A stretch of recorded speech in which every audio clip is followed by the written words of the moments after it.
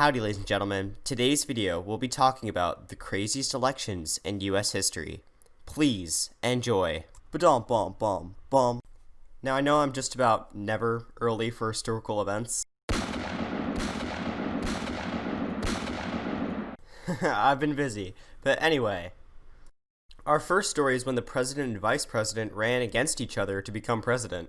That sentence probably sounds like an oxymoron, but it's true. Before the election of 1800, the Electoral College picked the president and vice president by voting for their favorite candidate. Whoever got the most votes became president, and the runner-up became vice president. But in 1800, the two-vote practice led to a tie between Thomas Jefferson and Aaron Burr. It took over a week to sort this mess out, and when the dust settled, the 12th Amendment was established, disabling this from ever happening again.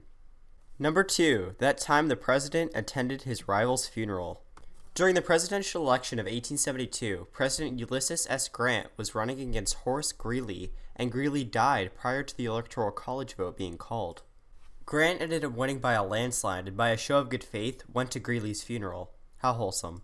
Number 3. The very first presidential election. Not only was this the only unanimous win through the Electoral College, but it was also crazy because North Carolina and Rhode Island were not allowed to participate.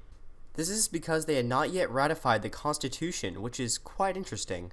Anyways, thank you guys so much for watching. This video may not look like the others because I'm trying out this new editing software, and I'm still learning how to use it, so I should be familiar with it in a couple of weeks. But thank you. And as always, make sure to subscribe for more fascinating factoids. Bye. I wonder when Thanksgiving is. I could really go for some turkey.